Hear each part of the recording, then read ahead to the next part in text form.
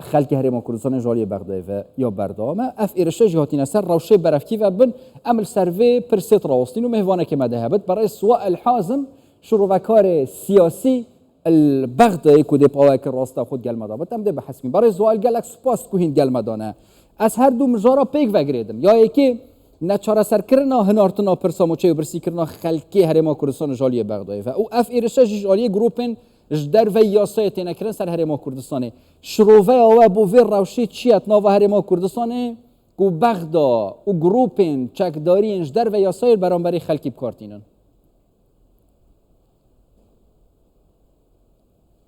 يعني بداية لدەستپێک دا یوارە باش سڵاو بۆ بینێرینی بەڕێزی هەرمی کوردستان لە ڕاستیدا دۆخەکەت جێی نیگەرانیە خەفەتبارە ئەو دۆخە بەم شێوەیەیە بەدڵنیاییەوە بەردەوامبوونی درژ دەچێشێت کاردانەوەی دەبێت کاریگەری دەبێت کە زۆر جێی داخە وێڕایەوەش گەلی ئێمەی کورد بەهۆی کێشەی بڕینی موچەکانەوە ئازار دەچێژن کێشان بۆ دروست بووە کە چەند ساڵێک شە بەردەوامە بەڵام ئیمڕۆ گەیشتووینە تا قۆناغێک کە هۆکار ئەو موچەخۆرانەی کە خانشین دەمزرمەند دەبن و ئێستاش کە جاسمێری دەستێکار کێشاوتەوە من لە تۆڕ وڵاتی فەیسبووکم ڕۆ لە بڵاوکراوێک داوام کردووە کە پێداچوونەوە بە تێک کرای بڕیارەکان بێت لە نێوانیشان موچە هەرێمی کوردستان کە پێشووتر دەری کردووە چونکە هاونیشتیمانی کورد يعني بدائرة الحرب الاقتصادية لو جنگ ئابووریەی کە من ناوم جەنگی ئابووری لە دچی هەرێم چونکە بە ئامانجکردنی بزاوتی ئابووری و کەرتی ئابووری هەرێمی کوردستانە زۆر ڕوونە زۆر ڕوون و تێگەیشتنی زۆر ئاسانە ئەمە پرسگەلێکن ڕەنگە بچێتە چوارچێوەی تۆڵەسەندنەوەی سیاسی بۆی هەڵوستەکانی پارتی دموکراتی کوردستان لە بەرامبەر ئەو هەپەیمانەتەی کە هەیە لە بەغدا هەروەها ئەمە جۆرێک هەراسانکردنی سیاسی بێت جۆرێک خواست هەبێت بە ئەوەی پارتی ناچاری سازان ببێت یاخود بێتە ناو ئەو هەپەیمانەتەی چوارچێوەی هەواهەنگی بابەتێکە بە ناڕوونی ماوەتەوە هەموو بژاردەکان ئەگەری ڕوودانیان هەیە بەڵام جێی نیگەرانیە کە دەبینین سەرۆکی ئەنجومەنی وەزیران مامەڵەکردنی لەگەڵ ئەم دۆسیەیە دۆسیەی پەیوەست بە بەشێکی بەرچاوی گەلی عێراق تەنانەت تا دۆسیەی فڕۆکە بێفڕۆکەوانەکان کە مەخاچی عێراقە بۆی ئاڕەستە دەکرێن کە دەبێت سەروەری خاچی عێراق بپارێزێت بەڵام سەروەری عێراق بردومان دەکرێتە ئامانج سەروەری هاونیشتمەنانی عێراق دەپێکرێت جەنگی ئابووریان لە بەرامبەردا ئەنجام دەدرێت بەس ئەگەر ئەس هەردوو بەوەتە پێک vegirêdim دەرەنجامیان بینین سیاسەتە برسیکردنێ بەو جۆرە دۆسیانە بەس ئەگەر گەلمە ببینی اف ایرشن موشکی وکی ریگیری کرن یانجی درست کنا بربستانه سر کو ریکفتن نیت کرن اف برای هولی رو بغداد سیاست و برسی کرنی نیلد یانجی هر دو هیرش پیگ ونه جبوی کو خلکی هریم کردستان دیستاجی زخت که زیده تل سر بیت کرن روش خرابتر لیبت نو هریم دا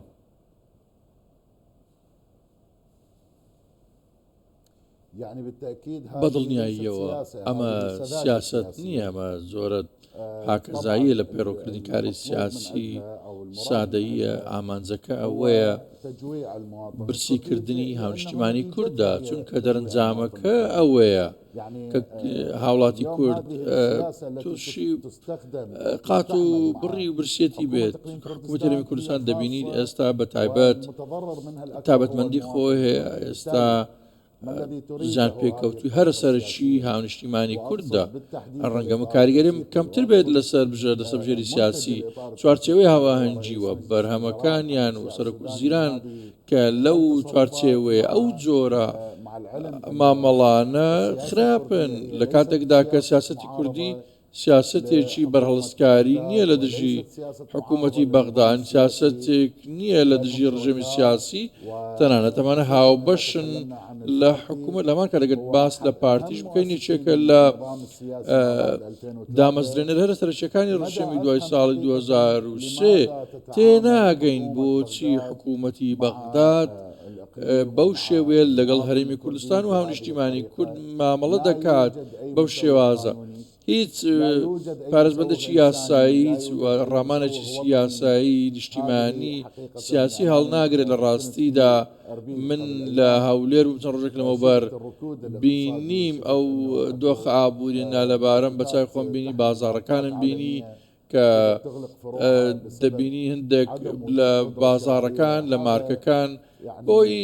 نەمانی بازاڕیان دادەخرێن. ئەمە جێی داخە کۆمپانە نەوتەکان کە بردومان دەکرێن لە فڕۆکە بەفڕۆکانەکانەوە، ئەوان نەوت دەردەهێنن کە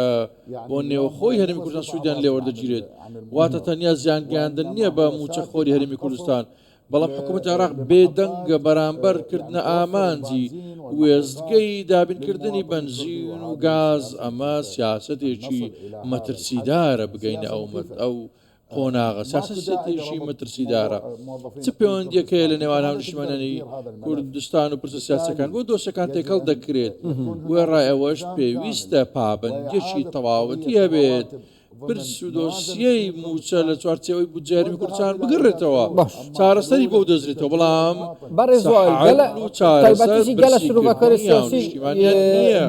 بۆ vê rewşa nûke ya nêvbera Hewlêr û Bexdayê bû yekê vedgerînên helbijartin li pêşiya Iraqê ne. Tê gotin gela jara bû hevkêşeyên siyasî babetên ûsayên dijî herêma Kurdistanê tên hevkaranîn. Herêkê serkeftî bi dijatiya herêmê û taybetî jî partî bikit, ew dê serkeftî bit helbijartinan da. Ev babeta rastî jî ûsayan jî hema ev siyaseta piştî helbijartinan jî dil beramberî herêmê berdewam kir. Eger her layanekê destsalat destî da bitil Bexdayê.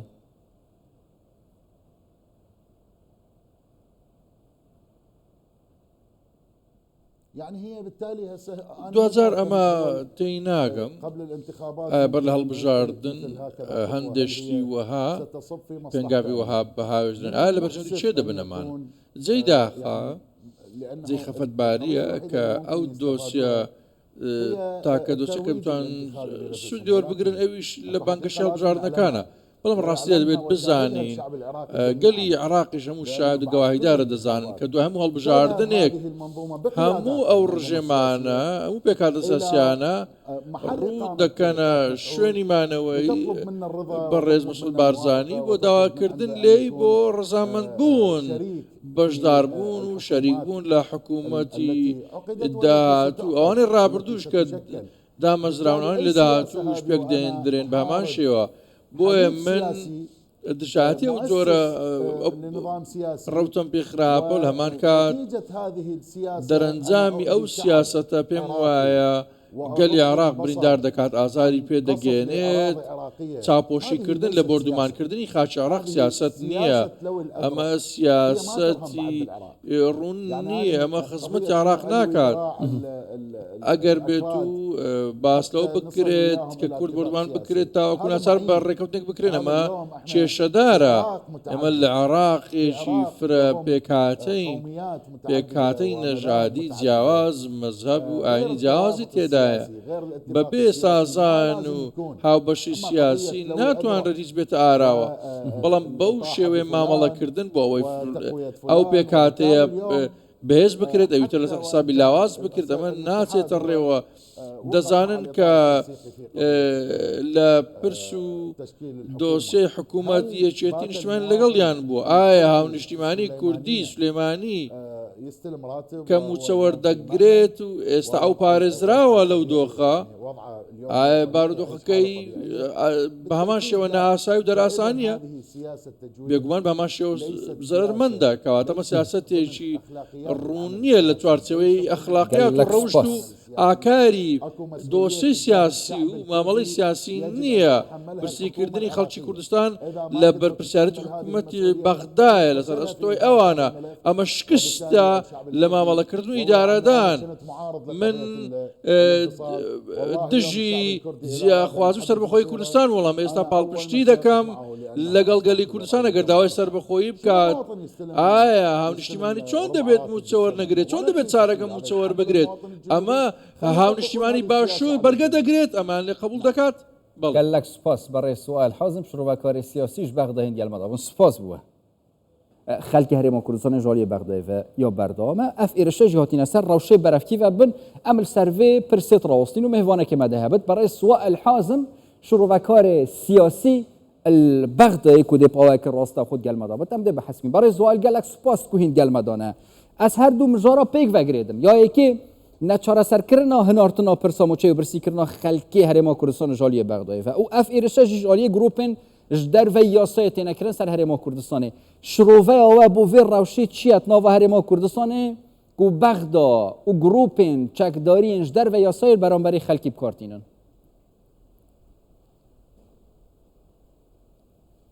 يعني بداية دەستپێکدا باش سڵاو بۆیەوە بۆ بینێرینی بەڕێزی هەرمی کوردستان لە ڕاستیدا دۆخەکەت جێی نیگەرانیە خەفەتبارە ئەو دۆخە بەم شێوەیەیە بەدڵنیاییەوە بەردەوامبوونی درژ دەچێشێت کاردانەوەی دەبێت کاریگەری دەبێت کە زۆرجەی داخە وێڕایەوەش گەلی ئێمەی کورد بەهۆی کێشەی بڕینی موچەکانەوە ئازار دەچێژن کێشان بۆ دروست بووە کە چەند ساڵێک شە بەردەوامە بەڵام ئیمڕۆ گەیشتووینەتە قۆناغێک کە هۆکار ئەو موچەخۆرانەی کە خانشین دەمەزرەرمەند دەبن و ئێستاش کە جاسمێری دەستێکار کێشاوەتەوە من لە تۆڕکە وڵاتی فەیسبووکم ڕۆ لە بڵاوکراوێک داوام کردووە کە پێداچوونەوە بە تێکرای بڕیارەکان بێت لە نێوانیشان موچەی هەرێمی کوردستان کە پێشووتر دەری کردووە چونکە هاونیشتیمانی کورد يعني بدائرة الحرب الاقتصادية لو جنگ ئابووریەی کە من ناوم ناوە جەنگی ئابووری لە دژی هەرێم چونکە بە ئامانجکردنی بزاوتی ئابووری و کەرتی ئابووری هەرێمی کوردستانە زۆر ڕوونە زۆر ڕوون و تێگەیشتنی زۆر ئاسانە ئەمە پرسگەلێکن ڕەنگە بچێتە چوارچێوەی تۆڵەسەندنەوەی سیاسی بۆی هەڵوستەکانی پارتی دموکراتی کوردستان لە بەرامبەر ئەو هەپەیمانەتەیەک کە هەیە لە بەغدا هەروەها ئەمە جۆرێک هەراسانکردنی سیاسی بێت جۆرێک خواست هەبێت بۆ ئەوەی پارتی ناچاری سازان ببێت یاخود بێتە ناو ئەو هەپەیمانەتەی چوارچێوەی هەواهەنگی بابەتێکە بە ناڕوونی ماوەتەوە هەموو بژاردەکان ئەگەری ڕوودانیان هەیە بەڵام جێی نیگەرانیە کە دەبینین سەرۆکی ئەنجومەنی وەزیران مامەڵەکردنی لەگەڵ ئەم دۆسیەیە دۆسیەی پەیوەست بە بەشێکی بەرچاوی گەلی عێراق تەنانەت تا دۆسیەی فڕۆکە بێفڕۆکەوانەکان کە مەخاچی عێراقە بۆی ئاڕەسە دەکرێن کە دەبێت سەروەری خاچی عێراق بپارێزێت بەڵام سەروەری عێراق بردومان دەکرێتە ئامانج سەروەری هاونیشتمەنانی عێراق دەپێکرێت جەنگی ئابووریان لە بەرامبەردا ئەنجام دەدرێت سوال بس اگر از هر دو بابت پیک وگریدم در انجامیان بینی سیاست تا برسی کردنه بەو جۆرە دۆسیانە بس اگر گەلمە ببینی اف ایرشن موشکی وکی ریگیری کرن یانجی درست کنا بربستانه سر کو ریکفته نیت کرن نیف برای هولی رو بغداد سیاست تا برسی کرنی نیلد یانجی هر دو هیرش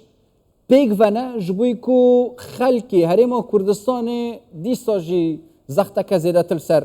بیت کرن روش خرابتر لیبت ناو هریمه دا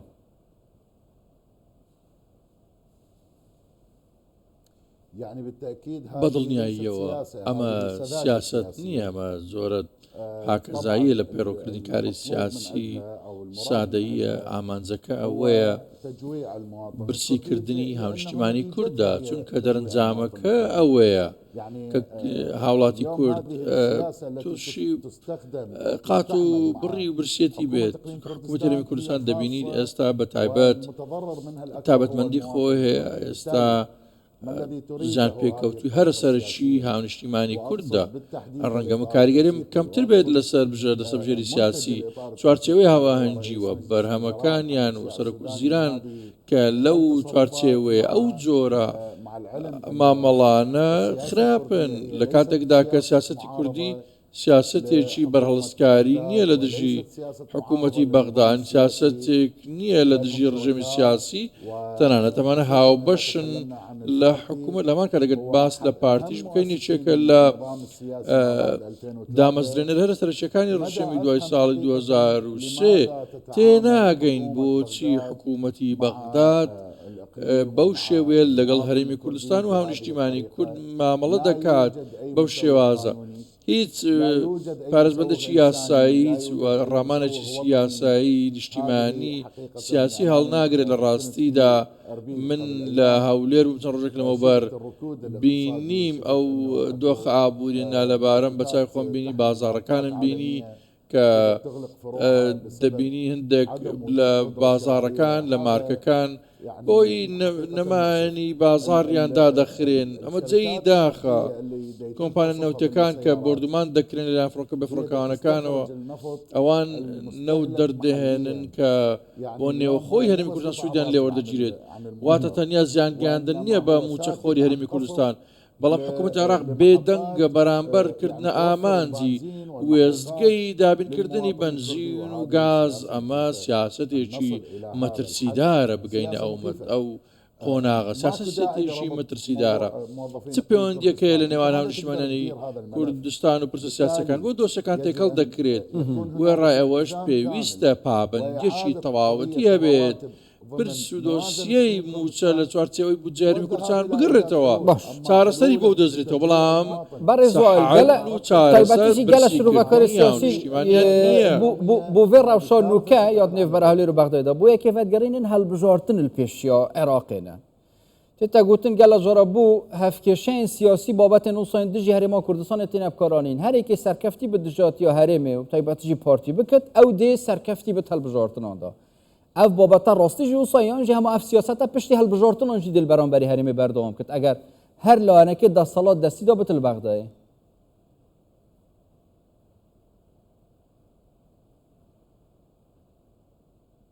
يعني هي بالتالي هسه 2000 ئەمە تێی ناگەم بەر لە هەڵبژاردن هەندێشتی وەها پێنگاوی وەها بەهاوێژدن لە بەرژەوری چێ دەبنەمان جێی داخە جێی خەفەتباریە کە ئەو دۆسیە تاکە دۆسیەکە بتوان سوودی وەربگرن ئەویش لە بانکە هەڵبژاردنەکانە. بەڵام ڕاستیە دەبێت بزانین گەلی عراقیش هەموو شاهد و گەواهیدارە دەزانن کە دوای هەموو هەڵبژاردنێک هەموو ئەو ڕژێمانە هەموو پێکاتە سیاسیانە ڕوو دەکەنە شوێنی مانەوەی